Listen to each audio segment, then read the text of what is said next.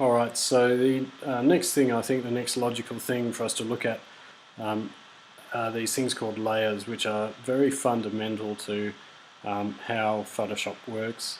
And as you learn, if you go ahead and learn other Adobe programs, you'll find that layers exist in a lot of graphic design, desktop publishing, and various programs. So I like to think of layers a little bit like if I have a graphic design or a painting or something like that that I'm creating, I can stack. It's like stacking layers of glass on top of each other, transparent sheets of glass, and then on each of these sheets of glass I can have different elements of my graphic designs or whatever it is I'm creating. So you'll find layers down in the corner of the screen here. Here's my layers palette.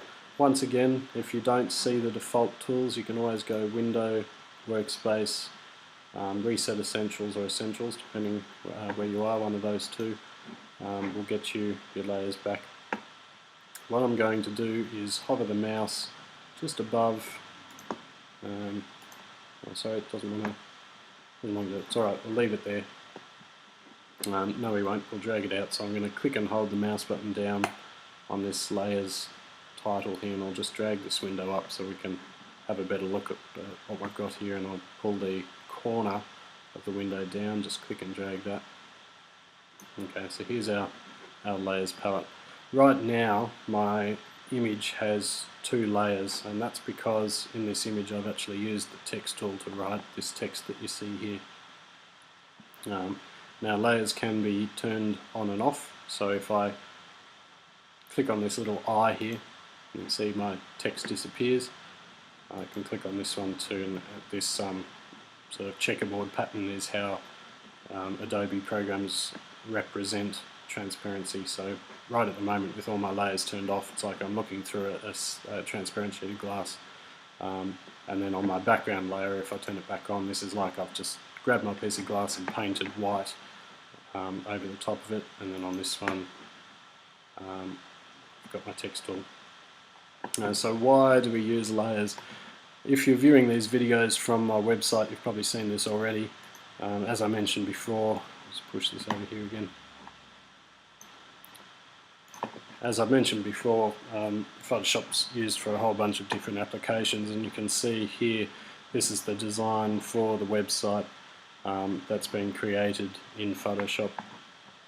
And if I look through my layers, I don't know why I put that away, because we're going to look at it now, bring it back out. You can see here, now we have a whole list of layers going on, and these represent all the different elements of this design. So if I go to this layer and turn it off and on, you can see this sort of highlight here is on that layer, and then we've got the tutorial track text here. You can turn that off and on, and as you look through, you see different elements. Here's the blue banner at the top of the screen. And the advantage of layers, it's got different advantages obviously, but it's useful if you're doing something, you're not committing work permanently. So I can create this blue banner here without disrupting the rest of the image. So if I do something and then I change my mind, I don't like it, I can quickly get rid of it. We'll cover this more down the track, but I can also do things like move layers around. So if I take this work to a client and they say, no, I want you to move the blue banner further down the screen, I can quickly just select that layer and then drag it down. I need to grab these as well. Drag those down. So you can see there, I can scale layers. Once again, we'll get to all of this, but you see here I can shrink and expand the size of that. Various things like that. I can do color adjustments. So if I change my mind, decide I want this banner to be green or whatever.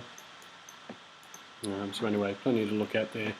This is quite, depending on what you end up using Photoshop for, obviously this is an example that uses a whole lot of layers. If all you're using Photoshop for is to adjust some photographs, you're probably not going to end up with a file that has so many layers. Anyway, so let's do a quick example. I'll just, sorry, I should show you what I'm doing. I'll go File, New, and this creates a new Photoshop document. For now, if you're doing this yourself, just under preset here you can select different preset sizes. Once again, something we're going to cover in more detail, but if you just pick a preset size and press OK, it'll give us a blank canvas to work with. So to create layers, we can go to our layer menu and choose New Layer, give it a name if we want to, and then press OK. So now I've got a layer 1 sitting here, and I'm just going to grab my brush tool and draw 2 dots. Okay, so layer 1 now contains those 2 dots. I'll go ahead and create another layer. Layer 2, and on layer 2, got a smiley face. Okay, so we've got 2 layers there. We'll look at more manipulations later on, but just to see how they interact, if you go to the top tool in your side panel here, it's called the Move tool, you can click and drag these layers around, so I can select layer 2 and drag layer 2, select layer 1, drag layer 1. A few different things to look here, but we'll get to all of that. Okay, so one more thing I'll do, I'll just pick a red colour and I will paint on layer 2, I'll just paint some red eyes. Now you'll notice that what I'm painting right now is covering the black eyes that I had there originally. What I can do though is change the order of my layers. So if I hold the mouse button down on layer 2 and drag in a downwards direction, you can see that black line that's appearing just under layer 1 there when I move down. When I let go, it puts layer 2 underneath layer 1, which you can see the result here is that now the black is on top and the red's underneath, so we can change layer order there. We can delete a layer by selecting the layer, clicking the one we want to delete, hitting the trash can. The last thing I want to say is when you're working in Photoshop, try to remember early on, because it's a place where students quickly get unstuck, is try to remember that you always have to have a layer selected, and you always need to be aware of which layer you're working on when you're using the program. So right now I'm on layer 2, which means if I paint with the brush tool, I'm painting on layer 2. If I select layer 1, right now I'm on layer 1, which means if I paint with the brush tool, I'm painting on layer 1. So you always need to know which layer you're on, or you can come against problems. Okay, we'll leave it at that for now.